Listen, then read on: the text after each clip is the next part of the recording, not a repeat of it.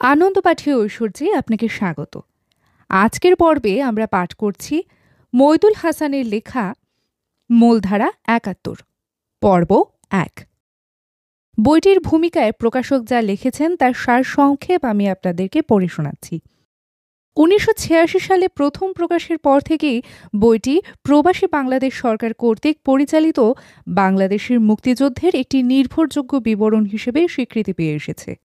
এই বইতে স্বাধীনতা আন্দোলনের সূত্রপাত ও তার আগে পিছের তাৎপর্যময় ঘটনার বিশ্লেষণ ও বর্ণনা আছে, যা লেখা হয়েছিল ওই সময়কার জাতীয়, আঞ্চলিক ও আন্তর্জাতিক ঘটনার প্রেক্ষিতে গভীরভাবে গবেষণা ও অনুসন্ধান করে।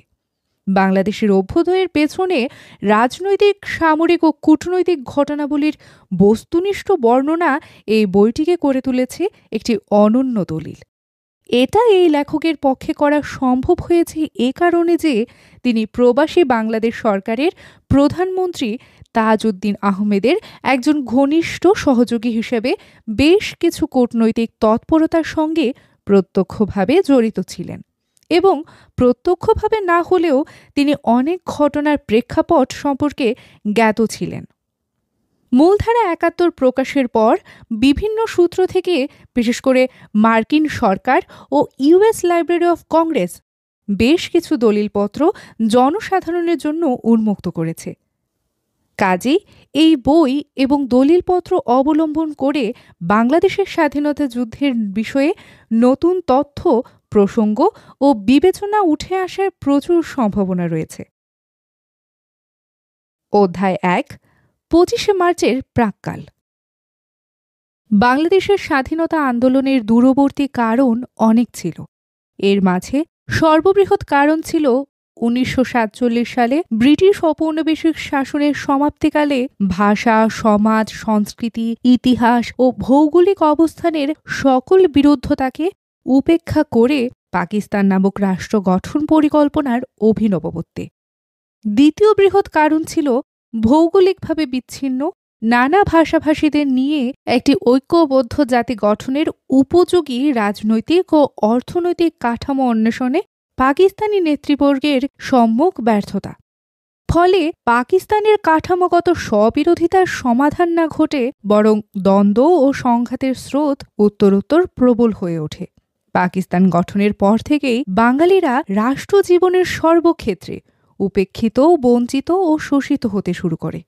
এর প্রতিক্রিয়া হিসেবে তারা কখনো রাষ্ট্রভাষার আন্দোলন, কখনো স্বায়ত্তশাসনের আন্দোলন, কখনো জনসংখ্যা ভিত্তিক আইন পরিষদ গঠনের দাবি এবং কখনো অর্থনৈতিক বৈষম্য দূরীকরণের দাবি করে এসেছে। পূর্ণ স্বায়ত্তশাসনের পক্ষে পূর্ব বাংলার মানুষের সংগ্রামের ইতিহাস দীর্ঘ। নানা জোয়ার ও ভাটা, ঐক্য ও বিভেদ সত্ত্বেও এই সংগ্রামের ধারা সর্বদা প্রবাহমান ছিল। পূর্ণ স্বায়ত্তশাসনের পক্ষে পূর্ব বাংলার মানুষের সুস্পষ্ট অভিমত প্রথম প্রকাশিত হয়েছিল ১৯৫৪ সালে সংঘটিত প্রাদেশিক সাধারণ নির্বাচনের মাধ্যমে।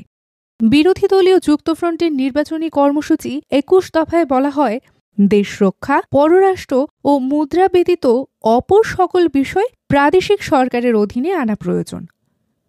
নবনির্বাচিত প্রাদেশিক পরিষদে যুক্তফ্রন্ট বিপুল সংখ্যাগরিষ্ঠতা অর্জন করে, কিন্তু অচিরেই পাকিস্তানের শাসকবৃন্দ যুক্তফ্রন্ট সরকার ভেঙে দিয়ে পূর্ব বাংলায় কেন্দ্রের শাসন আরোপ করে ব্যাপক দমনমূলক ব্যবস্থা গ্রহণ করে। এরপর শুরু হয় স্বায়ত্তশাসনকামী দলসমূহের মধ্যে দ্বন্দ্ব, বিভেদ ও তাদের একাংশের প্রতিশ্রুতি ভঙ্গের ইতিহাস। প্রায় একই সময় আন্তর্জাতিক ঠান্ডা যুদ্ধ দক্ষিণ এশিয়ায় সম্প্রসারিত হয় এবং পাকিস্তানের সামরিক ও অর্থনৈতিক ক্ষেত্রে মার্কিন যুক্তরাষ্ট্রের প্রভাব উত্তরোত্তর বৃদ্ধি পাওয়ায় এক পর্যায়ে ১৯৫৮ সালে পাকিস্তানের সেনাবাহিনীর প্রধান আইয়ুব খান রাষ্ট্র ক্ষমতা দখল করে। ফলে পাকিস্তানের ক্রমবর্ধমান আঞ্চলিক সমস্যা নিরসনের রাজনৈতিক প্রক্রিয়া সম্পূর্ণ বন্ধ হয়ে পড়ে। সামরিক আইনের নিষেধাজ্ঞা সত্ত্বেও ১৯৬০ সাল থেকে পূর্ব বাংলার অর্থনীতিবিদ, সাংবাদিক এবং সমাজের বিভিন্ন অংশ থেকে আঞ্চলিক বৈষম্য দূর করার উপায় হিসেবে পূর্ব বাংলার সম্পদের একতরফা পাচার রোধ এবং সেই সম্পদ সদ্ব্যবহারের ক্ষেত্রে প্রদেশের পূর্ণ কর্তৃত্ব প্রতিষ্ঠার দাবি ক্রমশ প্রবল হয়ে ওঠে। আওয়ামী লীগ নেতা হোসেন শহীদ সোহরাওয়ার্দীর মৃত্যুর পর তার একনিষ্ঠ অনুগামী শেখ মুজিবুর রহমান 1963 সালে আওয়ামী লীগ পুনর্জীবিত করেন এবং এই দলকে পুনরায় পূর্ণ স্বায়ত্তশাসনের পক্ষ অবলম্বী করে তোলেন। 1965 সালে কাশ্মীর প্রশ্নে পাকিস্তান ও ভারতের মধ্যকার যুদ্ধ অমীমাংসিতভাবে শেষ হওয়ার পর পাকিস্তানে যে তীব্র অর্থনৈতিক মন্দা শুরু হয়, সেই পটভূমিতে শেখ মুজিব তার বিখ্যাত 6 দফা কর্মসূচি ঘোষণা করেন। এই ঘোষণা ছিল পাকিস্তানি রাষ্ট্র কাঠামোর অধীনে বাঙালির স্বাধিকার প্রতিষ্ঠার সর্বোচ্চ দাবি। পূর্ব ও পশ্চিমের এই বিরোধ ছাড়াও সামরিক বনাম বেসামরিক শাসনের বিষয় ছিল দেশের আরও একটি প্রধান রাজনৈতিক বিতর্ক। এই শেষোক্ত বিতর্কের সূত্র ধরে 1968 সালের অক্টোবরে পশ্চিম পাকিস্তানে আইয়ুবের 10 বছর স্থায়ী স্বৈরাচারী শাসনের বিরুদ্ধে ব্যাপক গণ আন্দোলন শুরু হয়। তার কিছু পরে পূর্ব পাকিস্তানে যখন এই আন্দোলনের ঢেউ এসে লাগে, তখন গণতান্ত্রিক শাসন ব্যবস্থা ও আঞ্চলিক অর্থনৈতিক স্বাধিকারের দাবি সম্বলিত 6 দফা কর্মসূচির প্রবক্তা শেখ মুজিব বিপুল জনপ্রিয়তা অর্জন করেন। আইয়ুবের পতনের পর সেনাবাহিনী রাষ্ট্রীয় ক্ষমতা সংরক্ষণের জন্য সরাসরি দায়িত্বভার গ্রহণ করলেও গণ অভ্যুত্থানের ব্যাপকতার দৃষ্টে কথা তাদের কাছে স্পষ্ট হয়ে ওঠে যে দেশের প্রত্যক্ষ সামরিক শাসনের পুনঃপ্রবর্তন অসম্ভব এবং সাধারণ নির্বাচন অনুষ্ঠানের গণদাবি অপ্রতিরোধ্য। এই অবস্থায় সেনাবাহিনী রাজনৈতিক দলসমূহের এক দুর্বলযুক্ত সরকার গঠন করে নিজেদের স্বার্থ রক্ষার জন্য সচেষ্ট হয়। কেন্দ্রে একটি বেসামরিক কোয়ালিশন সরকার প্রতিষ্ঠার উদ্দেশ্যে ক্ষমতাসীন সামরিক চক্র বিভিন্ন রাজনৈতিক দলের সঙ্গে নানা দ্বিপাক্ষিক গোপন সমঝোতা গড়ে তুলতে থাকে। তারই ভিত্তিতে 1970 সালের ডিসেম্বরে সাধারণ নির্বাচন অনুষ্ঠিত হয়। পাকিস্তানের অনন্য সাধারণ গঠন কাঠামোর দরুন এবং বিশেষত পূর্ব বাংলার উপর অর্থনৈতিক শোষণ ও রাজনৈতিক নিপীড়নের ফল হিসেবে এই অঞ্চলে নির্বাচনের রায় প্রায় সর্বাংশেই যায় আওয়ামী লীগের 6 দফার পক্ষে। পূর্ব পাকিস্তান থেকে 169 আসনের মধ্যে 167 আসন দখল করে আওয়ামী লীগ 313 আসন বিশিষ্ট পাকিস্তান জাতীয় পরিষদে নিরঙ্কুশ সংখ্যাগরিষ্ঠতা লাভ করে এবং সরকার গঠনে ও শাসনতন্ত্র প্রণয়নের যোগ্যতা অর্জন করে।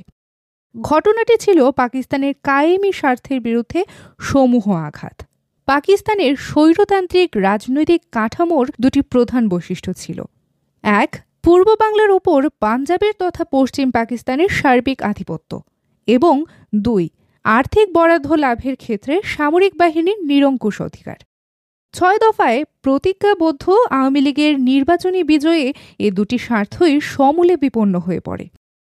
কেন্দ্রে একটি দুর্বল বেসামরিক কোয়ালিশন সরকার গঠনের পূর্ববর্তী পরিকল্পনা ব্যর্থ হওয়ায় ক্ষমতাসীন জান্তা পরোক্ষ পন্থায় রাষ্ট্রীয় ক্ষমতা নিয়ন্ত্রণের আশা ত্যাগ করে এবং তৎপরিবর্তে প্রত্যক্ষ সামরিক পন্থায় ক্ষমতা কুক্ষিগত রাখার পরিকল্পনা তৈরিতে উদ্যোগী হয়। পাকিস্তান প্রতিষ্ঠার দীর্ঘ 23 বছর পর প্রাপ্তবয়স্কদের প্রত্যক্ষ ভোটে অনুষ্ঠিত সাধারণ নির্বাচন ছিল এই প্রথম। নির্বাচনী ফলাফল থেকে কথা স্পষ্ট হয়ে ওঠে যে কেন্দ্রীয় সরকারের গঠন ও ক্ষমতার ভাগবাটোয়ারার প্রশ্নে দেশের দুই অংশের জনমত সম্পূর্ণ বিভক্ত এবং পরস্পর বিরোধী।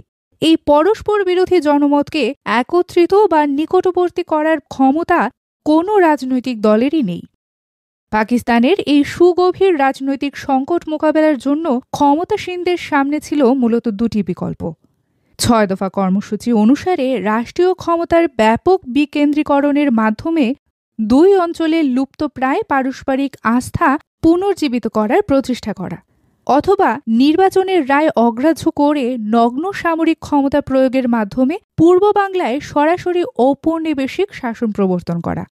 1971 সালে কোনো বিকল্প পন্থাই দেশ বিচ্ছিন্ন করার ঝুঁকি থেকে পুরোপুরি মুক্ত ছিল না। তবে প্রথম বিকল্পে যেমন রক্তপাত ও প্রাণহানির আশঙ্কা ছিল তুলনামূলকভাবে কম, তেমনি উভয় অংশের পূর্ণ বিচ্ছেদ বিলম্বিত হওয়ার সম্ভাবনাও ছিল অপেক্ষাকৃত বেশি। পাকিস্তানি জান্তা তাদের পেশাগত প্রবণতার দরুন সামরিক শক্তি প্রয়োগের পথকে বেছে নেয়। পাকিস্তানের দুরারোগ্য রাজনৈতিক সংকটের ওপর এহেন সামরিক সমাধান চাপিয়ে দেবার সাথে সাথে পাকিস্তানের বিপর্যয় ত্বরান্বিত হয়। সামরিক হস্তক্ষেপের প্রস্তুতি সম্পন্ন করার জন্য প্রয়োজন ছিল কিছু সময়ের।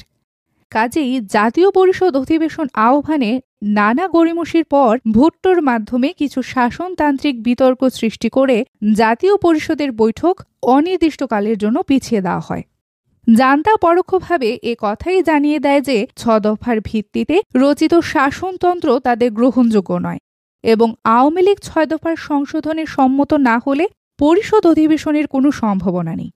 কিন্তু 6 দফার পক্ষে পূর্ব বাংলার মানুষের সর্বসম্মত রায়ের ফলে আওয়ামী লীগের পক্ষে এমন আপোষ রফা ছিল রাজনৈতিক আত্মহত্যার নামান্তর। তাছাড়া জাতীয় পরিষদ বৈঠক বাতিলের সাথে সাথে সারা পূর্ব বাংলায় স্বতঃস্ফূর্ত গণবিস্ফোরণ ঘটে। এই অভূতপূর্ব গণ অভ্যুত্থানকে একটি অসহযোগ আন্দোলনে পরিণত করতে আওয়ামী লীগ অসামান্য সাফল্য অর্জন করে। গণ আন্দোলনের উত্তাল জোয়ারে আওয়ামী লীগের নেতৃত্বে প্রদেশের সমগ্র প্রশাসন বিভাগ কার্যত এক বিকল্প সরকারে পরিণত হয়। তদ্দৃষ্টে সামরিক জান্তা এই সিদ্ধান্তে পৌঁছায় যে একমাত্র চূড়ান্ত আঘাতের মাধ্যমে বাঙালিদের এই নতুন আত্মপ্রত্যয় প্রতিহত করা সম্ভব। জানুয়ারি বা সম্ভবত তার আগে থেকে যে সমর প্রস্তুতি শুরু হয়েছিল তার অবশিষ্ট আয়োজন সম্পন্ন করার জন্য মার্চের মাঝামাঝি থেকে ইয়াহিয়া মুজিব আলোচনার ধূম্র জাল বিস্তার করা হয়। এই আলোচনার উদ্দেশ্য সম্পর্কে যুগপৎ সন্দিহান ও আশাবাদী থাকায় আওয়ামী লীগ নেতৃত্বের পক্ষে আসন্ন সামরিক হামলার বিরুদ্ধে যথোপযোগী সাংগঠনিক প্রস্তুতি ও ব্যবস্থা গ্রহণ করা সম্ভব হয়নি। সম্ভবত একই কারণে 25-26 মার্চের মধ্যরাতে টিক্কা সমর অভিযান শুরু হওয়ার আগে পর্যন্ত আওয়ামী লীগ নেতৃত্ব স্বাধীনতার সপক্ষে সুস্পষ্ট সিদ্ধান্ত গ্রহণ করে উঠতে পারেনি। শেষ মুহূর্তে আওয়ামী লীগ নেতা ও কর্মী যারা তার সঙ্গে দেখা করেছিলেন তাদেরকে নিরাপদ স্থানে সরে যাওয়ার নির্দেশ দিয়েও তাদের সকল অনুরোধ উপেক্ষা করে সম্পূর্ণ নিজের সিদ্ধান্ত অনুযায়ী শেখ মুজিব রয়ে যান নিজ বাসভবনে। সেখান থেকে গ্রেপ্তার হন হত্যাযজ্ঞের প্রথম প্রহরে। কিন্তু যেভাবেই হোক ঢাকার বাইরে একথা রাষ্ট্র হয়ে পড়ে যে বঙ্গবন্ধু স্বাধীনতার ডাক দিয়েছেন এবং পাকিস্তানি হানাদারদের বিরুদ্ধে তিনি প্রতিরোধ সংগ্রামের নেতৃত্ব দান করে চলছেন। সম্ভবত 3 সপ্তাধিক কালের অসহযোগ আন্দোলনের জোয়ারে বাংলার সাধারণ মানুষের রাজনৈতিক চেতনায় এমন এক মৌল রূপান্তর ঘটে যে পাকিস্তানিদের নৃশংস গণহত্যা শুরু হওয়ার সাথে সাথে বাংলার স্বাধীনতাই তাদের একমাত্র লক্ষ্য হয়ে ওঠে। পাকিস্তানি আক্রমণের সাথে সাথে অধিকাংশ মানুষের কাছে শেখ মুজিবের 7ই মার্চের ঘোষণা হয়ে ওঠে এক অভ্রান্ত পথ নির্দেশ। অধ্যায় 2 মার্চ-এপ্রিল। 25-26 মার্চে নিরস্ত্র জনতার উপর পাকিস্তানি বাহিনীর আক্রমণ সামরিক বর্বরতার ক্ষেত্রে সর্বকালের দৃষ্টান্তকে ম্লান করে ফেললেও রাজনৈতিক দৃষ্টিকোণ থেকে এই আক্রমণ ছিল দুর্বল এবং মূলত আত্মঘাতী। পূর্ব বাংলার সর্বস্তরের আদিবাসীদের মধ্যে তুলনাহীন ভীতির সঞ্চার করে পাকিস্তানি রাষ্ট্রের প্রতি তাদের আনুগত্য ও পুনঃপ্রতিষ্ঠা করাই ছিল এর মূল লক্ষ্য। কিন্তু ঢাকার বুকে নির্বিচার হত্যাকাণ্ড শুরু করায় এবং বিশেষ করে রাজারবাগ পুলিশ লাইন এবং পিলখানায় ইস্ট পাকিস্তান রাইফেলস ইপিআর এর সদর দপ্তরের উপর পাকিস্তানি বাহিনীর ঢালাও আক্রমণ চালাবার প্রতিক্রিয়া হিসেবে ঢাকার বাইরে ঘটনা মোড় নেয় অভাবনীয় বিদ্রোহের পথে। ঢাকার রাজারবাগ ও পিলখানায় এবং চট্টগ্রাম, কুমিল্লা ও যশোর ক্যান্টনমেন্টে পাকিস্তানি বাহিনী যথাক্রমে বাঙালি পুলিশ, ইপিআর এবং ইস্ট বেঙ্গল রেজিমেন্টের সৈন্যদের পাইকারিভাবে হত্যা করতে শুরু করে। এইসব সংবাদ আগুনের মতো সারা প্রদেশে ছড়িয়ে পড়ে। ফলে বিভিন্ন স্থানে সশস্ত্র বাহিনীর সংখ্যাগরিষ্ঠ বাঙালি অংশ আত্মরক্ষা ও দেশাত্মবোধ মিলিত তাগিদে উচ্চতর রাজনৈতিক নেতৃত্বের কারো আহ্বান ও সিদ্ধান্তের অপেক্ষা না করে বিদ্রোহ শুরু করে। এর ফলে সেনাবাহিনীর নির্মম ও সর্বাত্মক আক্রমণের মাধ্যমে মাত্র 72 ঘণ্টার মধ্যে পাকিস্তানি কর্তৃত্ব পুনর্প্রবর্তনের যে পরিকল্পনা টিক্কা খানের ছিল তা বহুলাংশেই ব্যর্থ হয়। সশস্ত্র বাহিনীর বিক্ষিপ্ত বিদ্রোহ এবং অদ্ভুত খণ্ডযুদ্ধের মধ্যে চট্টগ্রামস্থিত 8 ইবি এবং ইপিআর বাহিনীর সশস্ত্র প্রতিরোধ একটি বিশেষ কারণে উল্লেখযোগ্য। স্বল্পকালের জন্য চট্টগ্রাম বেতার কেন্দ্র যখন বিদ্রোহীদের দখলে আসে তখন 26 মার্চ স্থানীয় আওয়ামী লীগ নেতা হান্নান এবং 27 মার্চ সন্ধ্যায় 8 ইবির বিদ্রোহী নেতা মেজর জিয়াউর রহমান বাংলাদেশকে স্বাধীন ঘোষণা করেন। মেজর জিয়া তার প্রথম বেতার বক্তৃতায় নিজেকে রাষ্ট্রপ্রধান ঘোষণা করলেও পরদিন স্থানীয় রাজনৈতিক নেতৃবৃন্দের পরামর্শক্রমে তিনি বঙ্গবন্ধু শেখ মুজিবের নির্দেশে মুক্তিযুদ্ধে অবতীর্ণ হওয়ার কথা প্রকাশ করেন। এইসব ঘোষণায় বিদ্যুতের মতো লোকের মুখে মুখে ছড়িয়ে পড়ে। শেখ মুজিবের নির্দেশে সশস্ত্র বাহিনীর বাঙালিরা স্বাধীনতার পক্ষে লড়াই শুরু করেছে।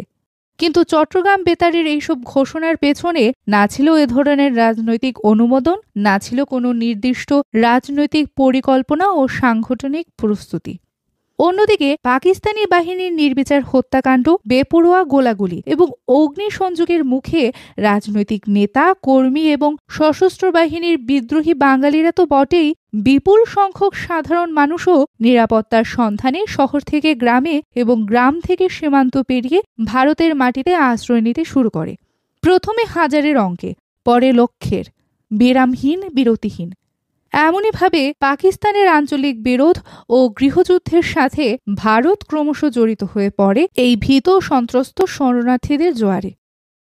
1400 মাইল স্থল সীমান্ত বিশিষ্ট কোনো অঞ্চলের ওপর যে ইন্দোনেশীয় সেনাবাহিনীর পরীক্ষিত সমাধান চাপিয়ে দেওয়া যায় না, এই উপলব্ধি টিক্কা খানের পরিকল্পনায় ছিল মর্মান্তিকভাবেই অনুপস্থিত।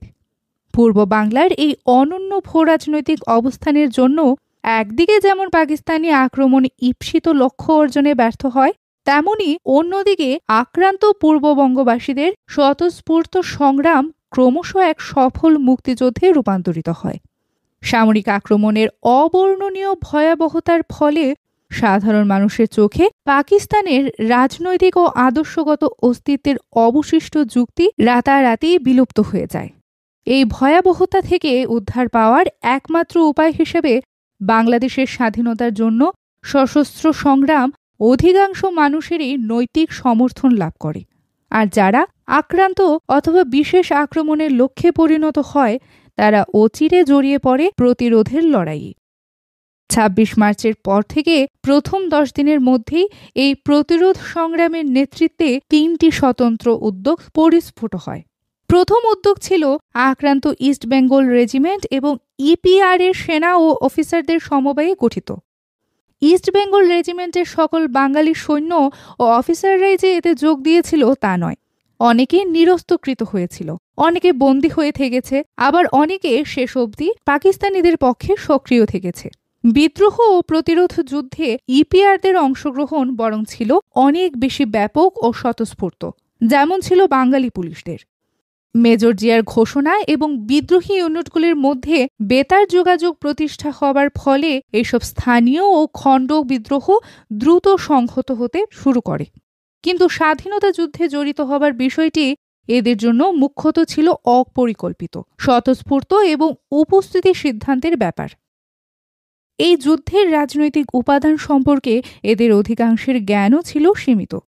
তবু বিদ্রোহ ঘোষণার সাথে সাথে পাকিস্তানি বাহিনী সীমান্ত পর্যন্ত এমনভাবে এদের তাড়া করে নিয়ে যায় যে এদের জন্য পাকিস্তানে ফিরে আসার পথ সম্পূর্ণ রুদ্ধ হয়। হয় কোর্ট মার্শাল, নতুবা স্বাধীনতা। এই দুই ছাড়া অপর সকল পথই তাদের জন্য বন্ধ হয়ে পড়ে। এমনিভাবে পাকিস্তানি আক্রমণের 1 সপ্তাহের মধ্যে স্বাধীনতা লড়াইয়ে সামিল হয় প্রায় 11,000 ইবিআর এবং ইপিআর। এরা অভিজ্ঞ সশস্ত্র যোদ্ধা। কখনো কোনো রাজনৈতিক আপোষ মীমাংসা ঘটলেও দেশে ফেরার পথ যাদের জন্য ছিল বন্ধ, যতদিন না বাংলাদেশ থেকে পাকিস্তানিরা সম্পূর্ণরূপে বিতাড়িত হয়। প্রতিরোধ সংগ্রামের নেতৃত্বে দ্বিতীয় উদ্যোগের সমাবেশ ও গঠন প্রথম ধারার মতোই ঠিক আকস্মিক, অপরিকল্পিত ও অরাজনৈতিক ছিল না। এপ্রিলের প্রথম সপ্তাহে আওয়ামী যুব সংগঠনের 4 নেতা শেখ ফজলুল হক মনি, সিরাজুল আলম খান, তোফায়েল আহমেদ ও আব্দুর রাজ্জাক সরাসরি কলকাতায় এসে পড়েন। শেখ মুজিবের বিশেষ আস্থাভাজন হিসেবে পরিচিত এই 4 যুবক নেতারই আওয়ামী লীগের তরুণ কর্মীদের উপর বিশেষ প্রভাব ছিল। বিশেষ করে অসহযোগ আন্দোলন চলাকালে এই তরুণ নেতাদের ক্ষমতা অসামান্যভাবে বৃদ্ধি পায়। ভারতে প্রবেশের পর থেকে তারা স্বাধীনতা যুদ্ধের ব্যাপারে এক স্বতন্ত্র গোষ্ঠীগত ভূমিকা গ্রহণ করেন। এদের নেতৃত্বে এবং ভারতীয় বৈশ্বিক গোয়েন্দা সংস্থা রিসার্চ অ্যান্ড অ্যানালাইসিস উইং রয়ের পৃষ্ঠপোষকতায় মুজিব বাহিনী নামে প্রবাসী সরকারের নিয়ন্ত্রণের বাইরে এমন এক সশস্ত্র বাহিনীর জন্ম হয় একসময় যার কার্যকলাপ স্বাধীনতা সংগ্রামকে অনেকখানি বিভক্ত করে ফেলে। এই সংস্থার সাথে তাদের যোগাযোগ সম্পূর্ণ আকস্মিক ছিল না। যতদূর জানা যায়, পাকিস্তানি শাসকবর্গ যদি কোনো সময়ে পূর্ব বাংলার গণতান্ত্রিক আন্দোলনকে নিশ্চিহ্ন করার প্রয়াসী হয়, তবে সেই আপৎকালে আওয়ামী লীগপন্থী যুবকদের সশস্ত্র ট্রেনিং প্রদানের জন্য শেখ মুজিব ভারত সরকারকে এক অনুরোধ করেছিলেন। এই ট্রেনিং যে উপরোক্ত 4 যুবনেতার অধীনে পরিচালিত হবে সে কথা সম্ভবত মার্চ মাসে অসহযোগ আন্দোলনের কোনো এক পর্যায়ে তিনি ভারত সরকারকে জানান।